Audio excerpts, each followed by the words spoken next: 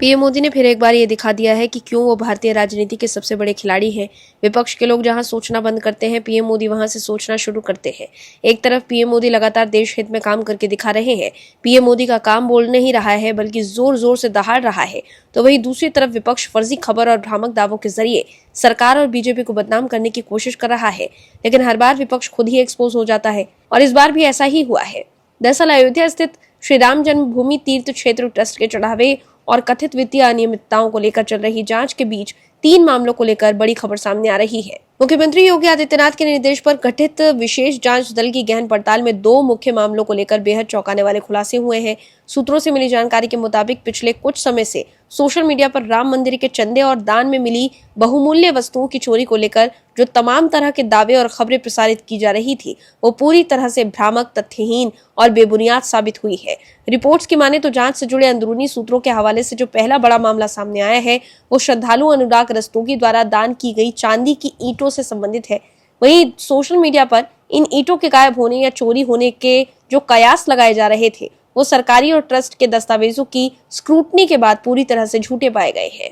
SIT की जांच में ये बात स्पष्ट हो गई है कि दान में मिली इन कीमती ईंटों का एक-एक विवरण तीर्थ क्षेत्र के आधिकारिक अभिलेखों में पूरी पारदर्शिता के साथ दर्ज है। अयोध्या राम मंदिर में चढ़ावे और आभूषणों के रिकॉर्ड को लेकर सियासी घमासान तेज हो गया है। कांग्रेस के वरिष्ठ नेता और राज्यसभा सदस्य राजीव शुक्ला ने बीजेपी सरकार पर गंभीर आरोप लगाए हैं। उन्होंने कहा कि बीजेपी राम के नाम पर वोट तो ले रही है, अब नोट भी ले रही है। राजीव शुक्ला ने दावा किया कि भगवान राम की हीरे की माला गायब है और गोल्ड ज्वेलरी का कोई रिकॉर्ड ही नहीं है। कांग्रेस नेता राजीव शुक्ला ने शुक्रवार को कांग्रेस मुख्यालय पर प्रेस कॉन्फ्रेंस कर राम मंदिर चढ़ावा मामले को लेकर सरकार पर निशाना साधते हुए राम मंदिर ट्रस्ट को भंग करने और मुख्य आरोपियों को गिरफ्तार करने की मांग की है। राजीव शुक्ला ने पत्रकारों से बात करते हुए राम मंदिर ट्रस्ट के कामकाज और दान प्रबंधन को लेकर गंभीर सवाल खड़े किए। उन्होंने सुप्रीम कोर्ट की निगरानी में उच्च स्तरीय जांच की मांग की है। दर्शकों, जब राम मंदिर बनवाने की बारी थी, तब कांग्रेस के लोग राम मंदिर निर्माण के समर्थन में एक आवाज तक नहीं उठाते थे।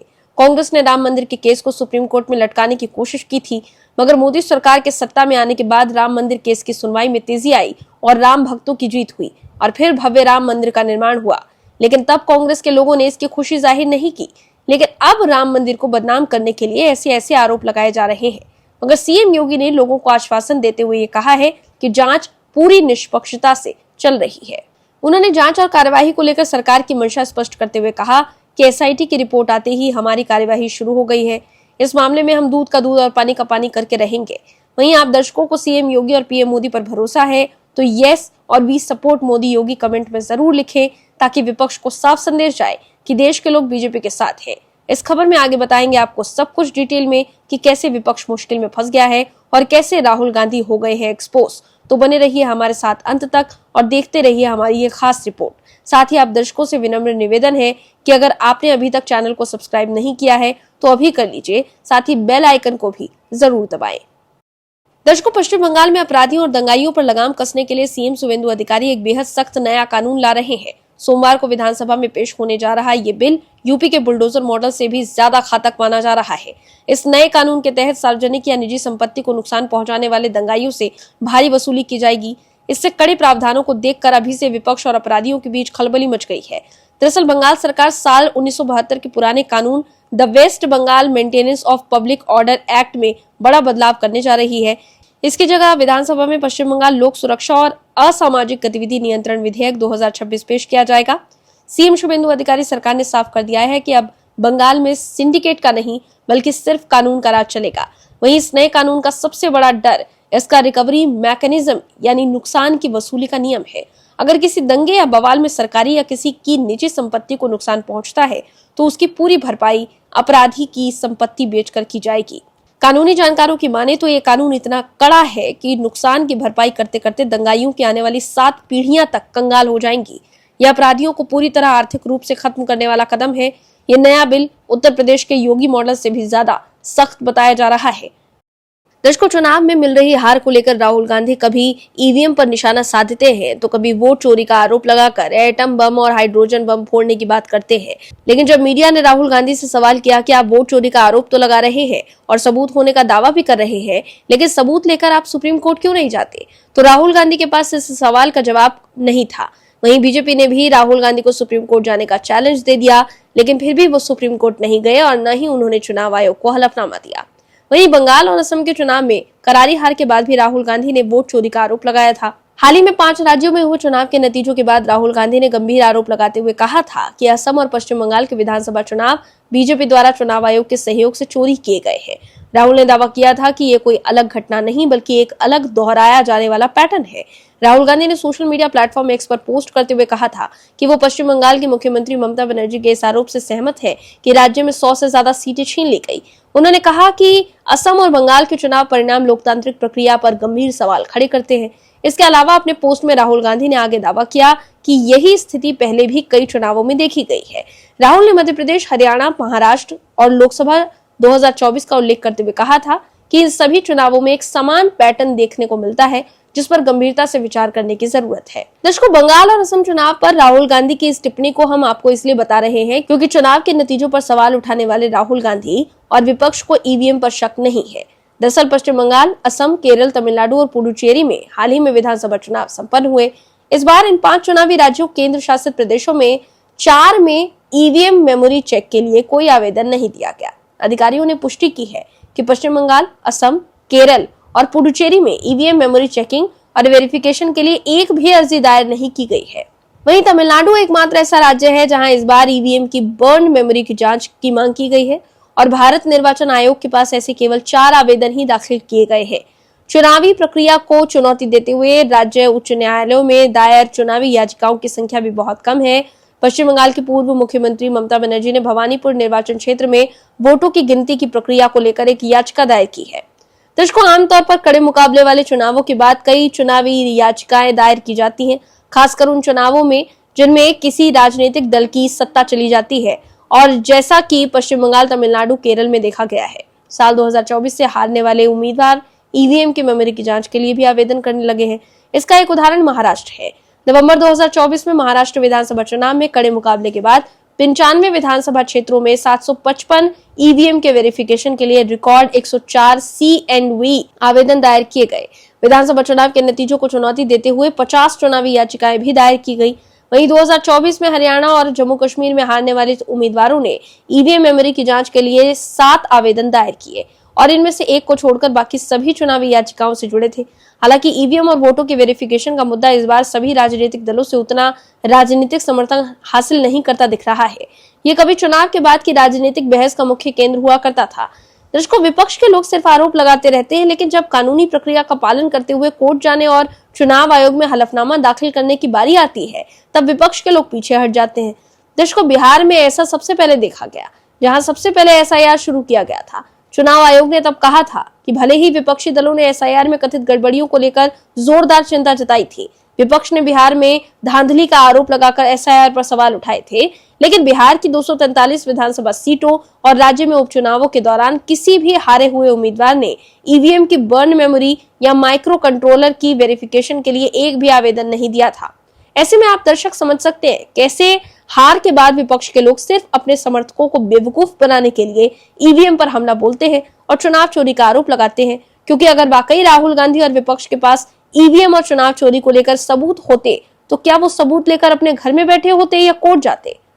दर्शकों, दिल्ली के पूर्व मुख्यमंत्री और आम आदमी पार्टी के संयोजक और सांसद संजय सिंह शुक्रवार को राम मंदिर पहुंचे, रामलला के दर्शन किए और इस दौरान पत्रकारों से बातचीत में केजरीवाल ने दावा किया कि FIR के जरिए केवल बड़े लोगों को बचाने की कोशिश की जा रही है। अरविंद केजरीवाल ने कहा कि अयोध्या श्री राम मंदिर चंदा घोटाले के मामले में दर्ज की गई FIR महज एक दिखावा है। इतने बड़े घोटाले को इतने लंबे समय तक केवल जूनियर कर्मचारी अकेले अंजाम नहीं दे सकते थे। साफ है इसकी कड़ियां इससे कहीं ऊपर तक जाती है। प्रभावशाली लोगों को बचाने की कोशिश की जा रही है, जबकि पूरा दोष निचले स्तर के कर्मचारियों पर मढ़ा जा रहा है। हमने आज श्री राम मंदिर में रामलला के दर्शन किए और भगवान से प्रार्थना की कि जिन लोगों ने भी श्री राम मंदिर से चढ़ावा चोरी का महापाप किया है वो उन्हें कठोर से कठोर दंड दे। वहीं इससे पहले आम आदमी पार्टी के नेता संजय सिंह ने आरोप लगाया है कि अयोध्या के श्री राम जन्मभूमि मंदिर में हुई चढ़ावे की चोरी के मामले में बड़े आरोपियों को बचाया जा रहा है।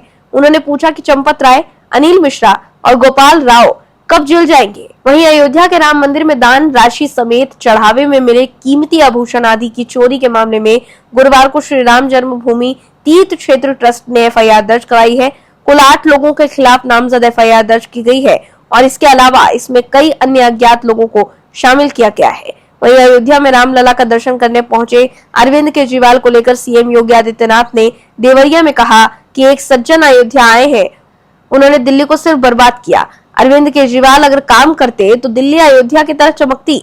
दिल्ली में उनके कारनामे, काली करतूत सभी को पता है। उत्तर प्रदेश के मुख्यमंत्री योगी आदित्यनाथ ने अरविंद केजरीवाल को निशाना बनाया है। सीएम योगी ने कहा कि जब इन्हें कुछ नहीं मिला तो राम भक्तों पर आक्षेप कर रहे हैं, अयोध्या धाम को बदनाम कर रहे हैं। सीएम योगी ने कहा कि एक दिल्ली से सज्जन आए हैं अयोध्या, दिल्ली की जनता ने उन्हें 15 साल का अवसर दिया, लेकिन दिल्ली को उन्होंने बर्बादी, भ्रष्टाचार के सिवा कुछ नहीं दिया। मैं उनसे पूछना चाहूंगा, डबल इंजन की सरकार ने 9 साल में अयोध्या को जो संवारा है, देखिए इस मॉडल को, फिर अपने कारनामों पर पश्चाताप करो। ये न्याय अयोध्या के साथ जो डबल इंजन की सरकार ने किया, अगर यही न्याय आम आदमी पार्टी दिल्ली के साथ करती तो दिल्ली भी चमकती जैसे आज अयोध्या चमक रही है। सीएम योगी ने कहा, मैंने 19 जून को अयोध्या के दौरे पर कहा था, जन आस्था के साथ खिलवाड़ न हो। अयोध्या हम सबकी आस्था का प्रतीक है। अयोध्या पर आक्षेप मत करो, श्री राम की मर्यादा का पालन करना सीखो। मैंने कहा था एसआईटी की रिपोर्ट आने पर कार्यवाही होगी। एसआईटी रिपोर्ट आई, कार्यवाही प्रारंभ हो गई। उन्होंने कहा, जन आस्था के साथ जो खिलवाड़ करेगा उसके साथ जीरो टॉलरेंस की नीति के तहत काम करेंगे। आज मुहर्रम है, कहीं किसी का आता पता नहीं है, कोई शस्त्र नहीं निकाल रहा, उत्सव के माहौल में कोई उपद्रव नहीं कर सकता, अगर करेगा तो 7 पीढ़ियों तक भुगतेगा। इसके अलावा सीएम योगी ने कहा कि जो लोग आज आक्षेप कर रहे हैं, इनकी मंशा अच्छी नहीं है। ये वे लोग हैं जो भगवान राम को नकार चुके थे, कहते थे राम हुए ही नहीं। ये लोग अयोध्या को नकारते रहे। दूसरा पक्ष वो जो जय श्री राम पर लाठी गोली चलाते थे। तुम बताओगे हमें आस्था। रामनवमी पर दंगा करवाते थे, कांवड़ यात्रा पर प्रतिबंध लगाते थे। कांग्रेस ने देश को लूटा ही नहीं था बल्कि नोचा था। सरकार ने पहले दिन कहा था कि दूध का दूध पानी का पानी होगा। मैं फिर कहता हूँ कि राम भक्तों की अग्नि परीक्षा मत लो, उनकी आस्था के साथ खिलवाड़ मत करो। प्रमाण है तो एसआईटी को सबूत पेश करो। वहीं सीएम योगी ने एक्स पर लिखा कि दिल्ली से भी एक सज्जन आए हैं, दिल्ली को उन्होंने बर्बादी और भ्रष्टाचार के सिवाय कुछ नहीं दिया। वहीं सीएम योगी के पोस्ट से तिल मिलाए अरविंद केजरीवाल ने लिखा कि महाराज जी, आप चंदा चोरों का क्यों साथ दे रहे हो? ये चंदा चोर आपको भी हटाने का षड्यंत्र रच रहे हैं, आपकी कुर्सी भी नहीं छोड़ेंगे। भगवान राम के घर हुई महा डकैती के राक्षसों को सरेआम फांसी दिलवाने के मेरे संघर्ष में आप मेरा साथ दीजिए, इस महापाप में भागीदार मत बनिए। वहीं आम आदमी पार्टी के सांसद संजय सिंह ने एक्स पर लिखा, ये गजब का हाल है योगी जी, आपका अयोध्या मॉडल चंपत 420 के नेतृत्व में निर्माण घोटाला, जमीन घोटाला, चढ़ावा घोटाला, भगवान का आभूषण घोटाला करने का मॉडल है। इसको अरविंद केजरीवाल जी कहीं लागू नहीं कर सकते। केजरीवाल जी के आने के बाद अपने एफआईआर करके छोटी मछलियों को पकड़ने की खानापूर्ति की है, लेकिन मोदी के द्वारा बनाए गए भ्रष्ट ट्रस्ट के बड़े डकैतों को आप क्यों बचा रहे हो? तो देखा आपने कैसे सीएम योगी ने पलटवार कर केजरीवाल पर जमकर निशाना साधा है। राहुल गांधी कहाँ है? ये सवाल बीजेपी के अलग अलग राज्य इकाइयां पूछ रही हैं। तमाम राज्य बीजेपी इकाइयों ने सोशल मीडिया प्लेटफॉर्म पर ऐसे कई पोस्टर्स शेयर किए हैं जिनमें राहुल गांधी पर कटाक्ष किया गया है। बीजेपी पूछ रही है कि राहुल बाबा है कहाँ, उनको कौन सी जगह पसंद है। बीजेपी ने यह भी पूछा कि कांग्रेस नेता क्या विदेश गए हैं। दिल्ली बीजेपी ने राहुल गांधी का पोस्टर शेयर कर लिखा कि राहुल बाबा को क्या पसंद है, स्वदेश या परदेश। इस पोस्टर पर हाथ में पासपोर्ट लिए राहुल शिप पर बैठे दिखाई दे रहे हैं। वहीं ऊपर शाहरुख खान की फिल्म स्वदेश का एक पोस्टर भी है। वहीं उड़ीसा बीजेपी की तरफ से शेयर किए गए पोस्टर में लिखा कि क्या नेता विपक्ष राहुल गांधी थाईलैंड में छुट्टियां मना रहे हैं या भारत विरोधी नए प्रोपेगेंडा अभियान के लिए किसी सीक्रेट यात्रा पर है। वहीं गोवा बीजेपी की तरफ से जारी पोस्टर में लिखा है कि क्या वो थाईलैंड में छुट्टियां मना रहे हैं या किसी सीक्रेट यात्रा पर भारत के खिलाफ नए प्रोपेगेंडा अभियान की योजना बना रहे हैं। दर्शकों, राहुल गांधी अक्सर पीएम मोदी पर लोकतंत्र को खत्म करने का आरोप लगाते रहते हैं, लेकिन हकीकत यह है कि देश पर आपातकाल थोपकर कांग्रेस ने लोकतंत्र का गला घोटने का काम किया था। वहीं अब देश में आपातकाल लागू होने के करीब 5 दशक बाद एनसीईआरटी ने पहली बार कक्षा 9 की सामाजिक विज्ञान की पाठ्य पुस्तक में इस विषय को शामिल किया है। वहीं एनसीईआरटी की किताब में आपातकाल चैप्टर शामिल किए जाने के बाद राजनीतिक बहस तेज हो गई है। नई पुस्तक understanding society India and beyond में आपातकाल को भारतीय लोकतंत्र के सामने आई एक बड़ी चुनौती के रूप में पेश किया गया है, लेकिन कांग्रेस समेत दूसरे विपक्षी दलों के नेताओं ने इस फैसले को लेकर केंद्र और एनसीईआरटी पर सवाल खड़े किए हैं। विपक्षी दलों ने आरोप लगाया है कि शिक्षा और इतिहास को राजनीतिक नजरिए से पेश करने की कोशिश की जा रही है।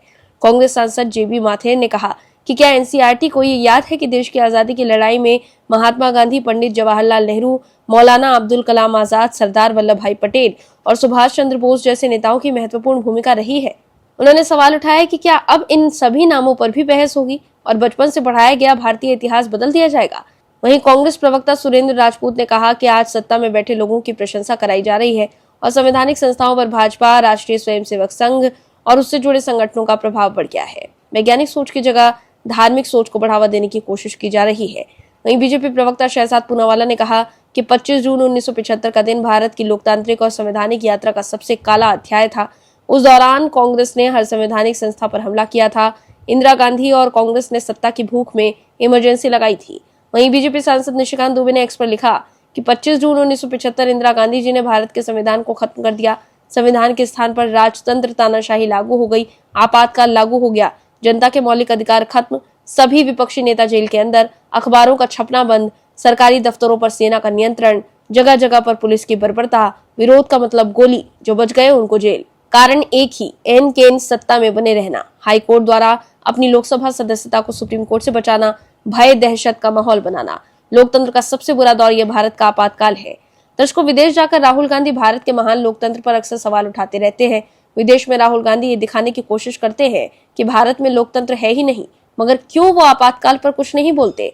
Bureau report, OMH news. आप दर्शकों से विनम्र निवेदन है कि चैनल को सब्सक्राइब जरूर करें